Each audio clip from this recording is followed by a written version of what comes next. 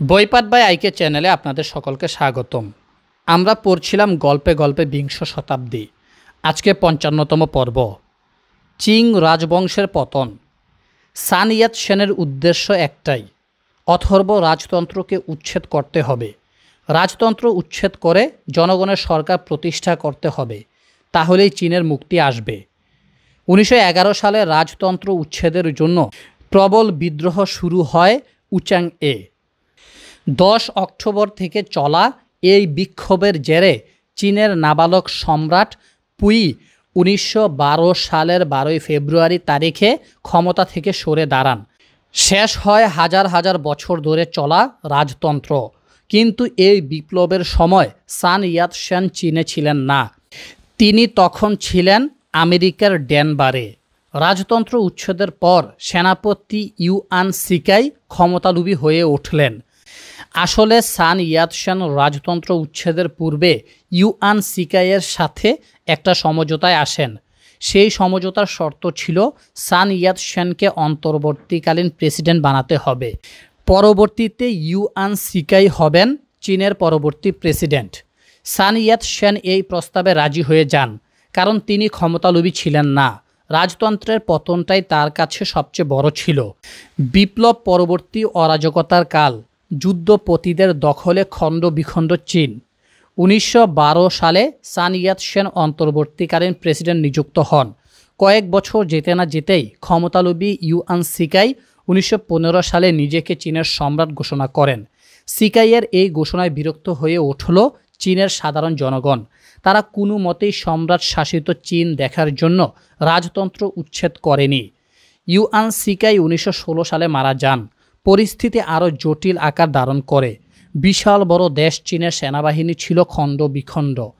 অনেকগুলো খণ্ড খণ্ড প্রদেশে বিভক্ত চীন চলে যায় সামন্ত চিন্তাধারার অধিকারী যুদ্ধপতিদের হাতে। যে উদ্দেশ্য নিয়ে সান ইয়াত সেন রাজতন্ত্র উচ্ছেদ করলেন তার কিছুই হলো না। শতদা বিভক্ত চীনকে ঐক্যবদ্ধ করার উদ্দেশ্যে সান ইয়াত সেন গুয়াংজুকে কেন্দ্র করে তার সরকার সাজালেন ১৯২১ সালে। যেভাবেই হোক চীনকে একত্র করতে হবে। সান ইয়াত সেন মারা যান ১৯২৫ সালে। মুখোমুখি আধুনিক চীনের দুই চির বৈরী নেতা চিয়াং কাই-শেক ও মাও সেতুং ন্যাশনালিস্ট বনাম কমিউনিস্ট। চীনের জাতীয়তাবাদী দল ন্যাশনালিস্ট পার্টির মূল উদ্যোক্তা ছিলেন আধুনিক চীনের জনক সান ইয়াত সেন। তিনি ১৯১২ সালে ন্যাশনালিস্ট পার্টি গঠন করেন। ১৯১৭ সালে রাশিয়াতে সমাজতান্ত্রিক বিপ্লব শুরু হলে এর ঢেউ চীনে এসেও পড়ে। চীনা কমিউনিস্ট পার্টি প্রতিষ্ঠিত হয় ১৯২১ সালের জুলাই মাসে। অবাক করা তথ্য হলো, কমিউনিস্ট পার্টির সদস্যরা অবাধে ন্যাশনালিস্ট দলের সদস্যপদ পায়। ন্যাশনালিস্ট দলের অভ্যন্তরে বিপুল সংখ্যক কমিউনিস্ট সদস্য ঢুকে পড়ে। কিন্তু ১৯২৫ সালে সান ইয়াত সেন মারা যাওয়ায় ঝামেলা দেখা দিল। ন্যাশনালিস্ট পার্টির সর্বেসর্বা হন জেনারেল চিয়াং কাই-শেক। এখানে আপত্তি তরুণ কমিউনিস্ট নেতা মাও সেতুংয়ের। ১৯২২ সালে মাও সেতুং কমিউনিস্ট পার্টিতে যোগ দেন। ১৯১৭ সালে মাও এর বয়স যখন ২৪, তখনই রাশিয়াতে বিপ্লব হয়। মার্ক্সের রচনাবলীর সাথে পরিচিত হন তিনি। মাও সেতুং এর কাছে কমিউনিজম হয়ে ওঠে মুক্তির পথ। ১৯২৭ সালে ৩৪ বছর বয়স্ক মাও commander in chief of red army নিযুক্ত হন ১২ এপ্রিল ১৯২৭। কমিউনিস্টদের বিরুদ্ধে সাঁড়াশি আক্রমণ শুরু করেন চিয়াং কাই-শেক। শুরু হলো চিয়াং কাই-শেকের ন্যাশনালিস্ট দলের সাথে মাও সেতুং এর কমিউনিস্ট পার্টির দ্বন্দ্ব। ১৯২৭ সাল থেকে শুরু হওয়া এই দ্বন্দ্বের শেষ হয় ১৯৪৯ সাল পর্যন্ত। অন্তত ২ কোটি লোক মারা যায় এই দ্বন্দ্বের বলি হয়ে। ক্ষমতার লড়াইয়ে আপাত জয়ী হন চিয়াং কাই-শেক। বিশাল চীনের অধিকাংশ এলাকাকে নিজের নিয়ন্ত্রণে তিনি নিয়ে দেশ শাসন করতে লাগলেন। ১৯৩৪ সালে কমিউনিস্টদের শক্ত ঘাঁটি জাংসিকে চতুর্দিক দিকে ঘিরে ফেলে চিয়াং কাই-শেকের বাহিনী। নেতা মাও সেতুং তার অনুগামীদের হুকুম দিলেন লং মার্চ করার জন্য। হাজার হাজার মাইল পাড়ি দিয়ে শুরু হলো লং মার্চ। চিয়াং কাই-শেকের নাগালের বাইরে শাংসি প্রদেশে পাড়ি জমালেন কমিউনিস্ট সমর্থকরা। মাও সেতুং হয়ে উঠলেন কমিউনিস্ট পার্টির অবিসংবাদিত নেতা। যদিও চিয়াং কাইশেকের সরকারের সামনে কমিউনিস্টরা একেবারে কোণঠাসা। দ্বিতীয় চীন জাপান যুদ্ধ 1937 সাল। সাম্রাজ্যবাদী জাপান চীন আক্রমণ শুরু করল। চীনের ভূখণ্ড দখল করার জন্য লুবি জাপান নিষ্ঠুরতা শুরু করল।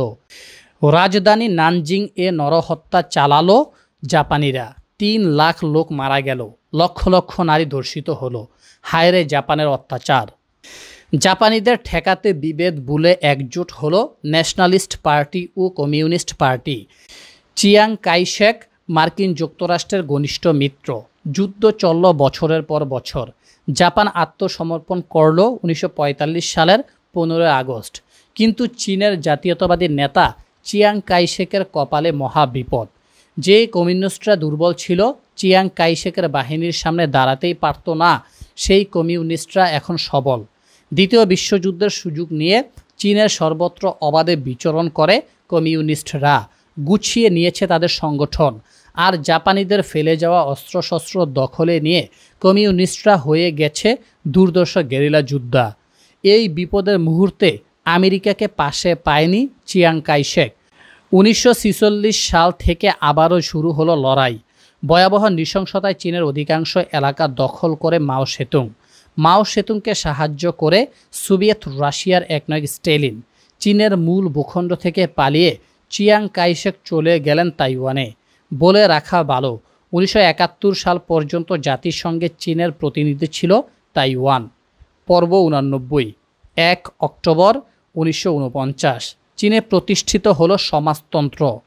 একটা কথা বলে রাখা ভালো, নিষ্ঠুরতায় মাও সেতুং তুলনাহীন। হিটলার স্ট্যালিনের মতোই নরহত্যাকারী মাও সেতুং। মাও সেতুংয়ের কমিউনিস্ট শাসনে 1949 সাল থেকে 1976 সাল পর্যন্ত 10 কোটি লোক মারা যায় শুধুমাত্র অনাহারে। সমাজতন্ত্রের বড় বড় বুলি নিয়ে হাসতে হাসতে মানুষ খুন করেছেন মাও সেতুং। নিজের জেদের প্রতি অবিচল মাও চারপাশের কোনো ঘটনার দিকে দৃষ্টি দিতেন না। মাও সেতুংয়ের লাল বাহিনী 1949 সালের 1 অক্টোবর তিয়ানআনমেন স্কোয়ারে বিপ্লবের পতাকা উড়ান। কাগজে কলমে সমাজতন্ত্র প্রতিষ্ঠিত হয়। চীনের সাধারণ জনগণ ভেবেছিল এবার বুঝি শান্তি আসবে। নিষ্ঠুর মাও সেতুং জনগণকে প্রতিশ্রুতি দিয়েছিলেন যে তিনি শান্তি প্রতিষ্ঠা করবেন। জনগণ তখনও জানত না কি যে এক আজরাইলের খপ্পরে পড়েছেন তারা। গ্রেট লিপ ফরওয়ার্ড ও সাংস্কৃতিক বিপ্লব, কোটি কোটি আদম সন্তানের অহেতুক মৃত্যু। 1958 সাল। আমাদের দেশের সমাজতন্ত্রীদের রোমান্টিক নায়ক মাও সেতুং এর মনে হঠাৎ শখ হলো চীনকে আগামী 10 বছরের মধ্যে ব্রিটেনের সমকক্ষ ও 20 বছরের মধ্যে আমেরিকার সমকক্ষ বানাবেন। চীনের জনগণ নাকি সব পারে। কি করতে হবে তাহলে? দুটি কাজ করতে হবে। প্রথমত, ব্যাপক কৃষি উৎপাদন ও শিল্পোন্নয়ন। ব্যক্তি মালিকানাধীন জমিকে উৎখাত করে সমবায় ভিত্তিতে কৃষিকাজ শুরু হলো। কৃষকেরা দেখল তাদের স্বাদের জমি নিয়ে নিয়েছে সরকার। এবার সারাদিন কাজ করতে হবে।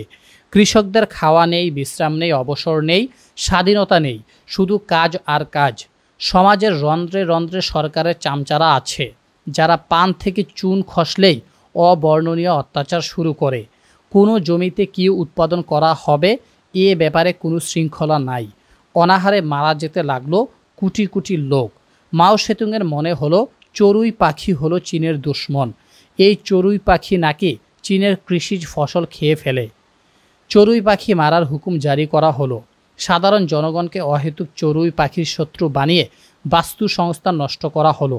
হায়রে তামাশা! কৃষির 12টা বাজিয়ে শিল্পকেও নষ্ট করার পায়তারা চলল। পঞ্চবার্ষিক পরিকল্পনার নাম করে পরিকল্পনাহীনভাবে লোহা ও ইস্পাত শিল্পের উৎপাদন বাড়ানো হলো। কিন্তু জনগণের জীবনযাত্রার মান উন্নত না হলে লৌহ ও ইস্পাত শিল্প দিয়ে কি হবে? 1961 সাল। মাত্র 3 বছরের মধ্যে এই পাগলামি বন্ধ হলো। এই পাগলামির অফিসিয়াল নাম ছিল গ্রেট লিপ ফরওয়ার্ড। প্রায় 5 কোটি লোকের অসহায় আর্তনাদ আর প্রাণহানির মধ্য দিয়ে এই মহান মাও সেতুংয়ের পঞ্চবার্ষিক পরিকল্পনার মৃত্যু ঘটল। কিন্তু আরও খেলা তখনও বাকি ছিল কমরেড মাও সেতুংয়ের। সাংস্কৃতিক বিপ্লব 1966 থেকে 1976।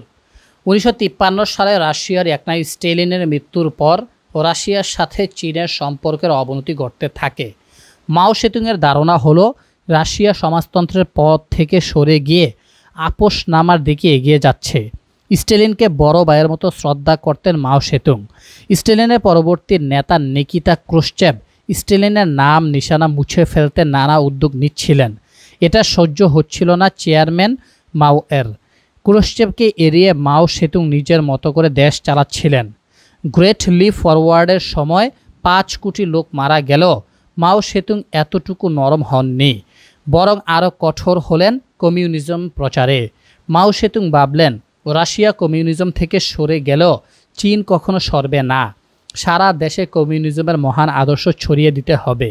চীনেই হবে কমিউনিজমের কেন্দ্রস্থল, বিপদগামী রাশিয়া নয়। 16 মে 1966। কীভাবে কমিউনিজমের আদর্শকে ছড়িয়ে দিতে হবে? বিশ্ববিদ্যালয়ে ছাত্রদের বলা হলো, তোমরা গ্রামে ফিরে যাও, লোকালয়ে ছড়িয়ে পড়ো, লোকজনকে সমাজতন্ত্রে দীক্ষা দাও, আর দেখো কারা সমাজতন্ত্রের বিরুদ্ধে কথা বলছে, তাদেরকে চিহ্নিত করে খতম করো। প্রায় 1.5 কোটি বিশ্ববিদ্যালয়ের শিক্ষার্থীকে নিয়ে গঠন করা হলো রেড গার্ড। গ্রাম থেকে গ্রামান্তরের লাল বাহিনীর সন্ত্রাস ছড়িয়ে পড়ল। চেয়ারম্যান মাও কিংবা কমিউনিজম নিয়ে সমালোচনামূলক কিছু কথা বললেই শিক্ষক, শিল্পী সহ সমাজের যে কোনো স্তরের মানুষকে পিটিয়ে মেরে ফেলা হতো। আহারে, সরকারের সামান্য সমালোচনা করলেই প্রাণ হারাতো এসব অসহায় মানুষেরা। মাওকে রিপোর্ট পাঠাতো এসব অল্প বয়সের ছাত্ররা। রাষ্ট্রের পৃষ্ঠপোষকতায় কি নিদারুণ হত্যাযজ্ঞ! সাংস্কৃতিক বিপ্লবের সময় মাও সেতুংয়ের সৈন্যরা যা করেছে তার বর্ণনা দিতে গেলেও একজন সুস্থ মানুষ মানবিকভাবে বিকারগ্রস্ত হয়ে পড়তে পারে। পুরাতন সাংস্কৃতিক সব ঐতিহ্যকে অস্বীকার করে নতুনভাবে সব শুরু করার কথা বলা হয়েছে। প্রাচীন সব স্থাপত্য আর জাদুঘরে রক্ষিত হাজার হাজার বছরের মূল্যবান প্রত্নতাত্ত্বিক নিদর্শন ধ্বংস করে ফেলা হয়েছে। আজকের চীনে পুরাতন যা কিছু দেখা যায় সব নতুনভাবে নির্মিত হয়েছে পরবর্তীতে। সব জায়গায় স্থাপন করা হলো মাও সেতুংয়ের ছবি। মাও সেতুং বললেন, পড়াশোনার এত দরকার নাই, সব থেকে মুক্তির পথ একটাই, তা হলো কমিউনিজম। বিশ্ববিদ্যালয়ের ছাত্ররা পড়াশোনা বাদ দিয়ে গ্রামে গিয়ে কৃষিকাজ করলো আর মাও সেতুংয়ের সমাজতন্ত্রের গুণগান গাইতে লাগলো। তবে সাংস্কৃতিক বিপ্লবী ছিল মাও সেতুংয়ের সর্বশেষ মাস্তানি। অন্তত 3 কোটি লোক মারা গেল সাংস্কৃতিক বিপ্লবের নামে সমাজতন্ত্র প্রচার করতে গিয়ে। বিংশ শতাব্দীর এই কুখ্যাত লোকটি 1976 সালের সেপ্টেম্বর মাসে মারা যায়। সাংস্কৃতিক বিপ্লবের পতন ঘটে। রাশিয়ার সাথে দুস্তি খতম। আগেই বলেছিলাম 1953 সালে স্ট্যালিনের মৃত্যুর পর রাশিয়ার নতুন নেতা নিকিতা ক্রুশ্চেভের সাথে সম্পর্ক ভালো যাচ্ছিল না চীনের।